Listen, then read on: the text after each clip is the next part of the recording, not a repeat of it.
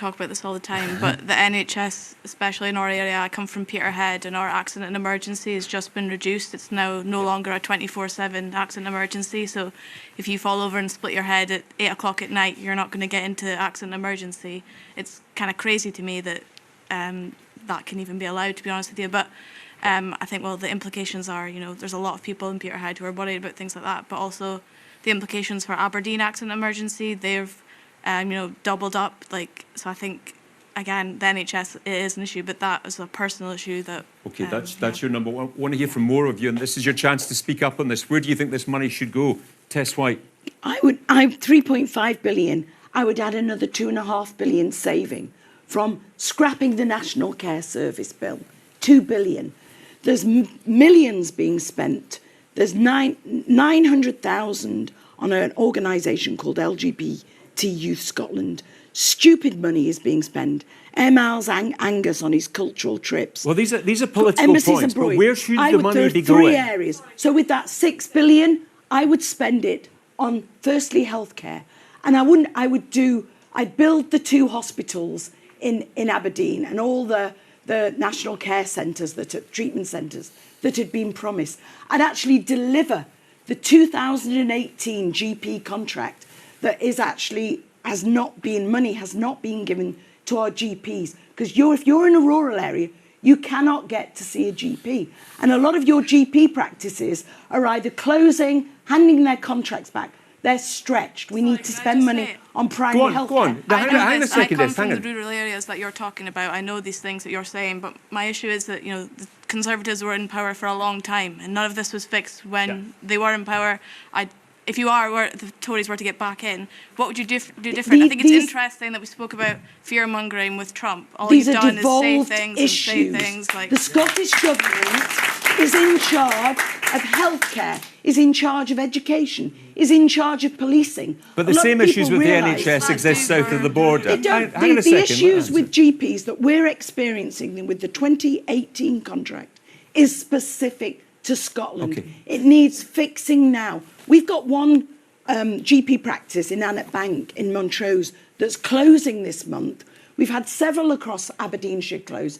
GPs are on their knees. They're writing to me every week saying, unless we do something about it, we'll have no GP. Okay, Michael Mara? It beggars belief, Tess, that this is the position that you're taking. In your hypothetical world, for one thing, you wouldn't have the 3.4 billion because you've opposed every single measure that raised the 3.4 billion that's going in. You can't have both sides of it. So you can't decide to spend the money, which you never did in the first place, when you weren't prepared to raise the money, which you never did in the first place, as the gentleman in the audience was pointing out. Our public services are on their knees. After 17 years, the SNP, and one part of that is that they have completely refused to reform the way that our public services work.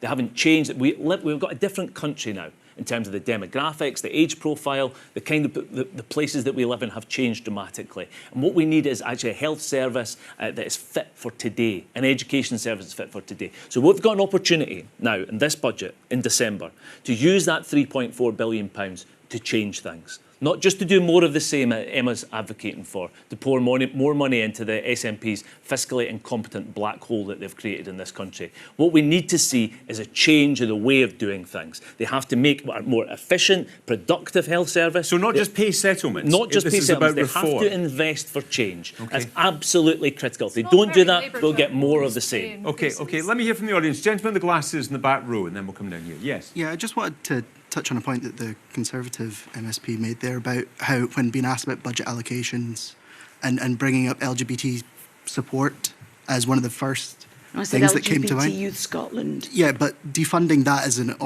I just find that absolutely disgusting, that that's one of the first things that comes to your mind when asked about reducing and making savings to things.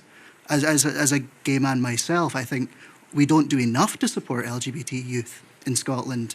I think it's a point that is really important, and as a society, if we don't value our youths, our minority youths, what sort of society is that? I think it's disgusting that was brought up as part of a saving. I want to hear more. Yeah, just a second. I want to hear more from the audience about where they want the money to be spent. Man in the back row. Yes. Yeah, I think housing and infrastructure, but just building hospitals isn't the answer. You need to staff those hospitals. Yeah.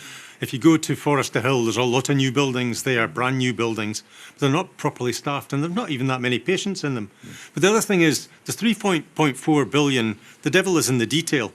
Because with national insurance employers' contributions going up, public services are going to have a bill of between 600 and 800,000, 600 and 800 million pounds, which will come off that 3.4 billion.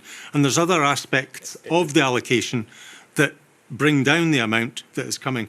And when a Tory starts talking about misuse of resources, they starved the Scottish Government for years of additional funding. So the devolved settlement only allows the devolved powers to be used within specific funding.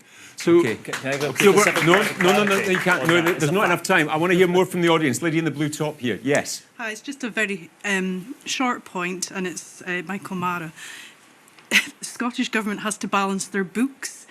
There is no borrowing power. There's no black hole in Scotland. But for 3 years, the last 2 years, they haven't. For the last 3 years in a row, they've had to have an emergency budget in the middle of the year where they've cut hundreds of millions of pounds out of the budget. Emma Roddick. They can't budget for the whole year. All right. In the space of a minute there, I heard from Michael saying you can't just keep doing the same, you have to completely redo public services, and from Tess, criticism that we want to set up a national care service. The SNP can't do right for doing wrong, but we're absolutely trying to solve the problems. And to your point, sir, I think you're absolutely right. I think we've started this debate tonight talking about a president who's coming in and threatening minority groups. This is not the time to abandon children who are at risk of their human rights being breached. We have to make sure that those kids are protected. All right, back to where the money should be spent. Man with the beard. Yes.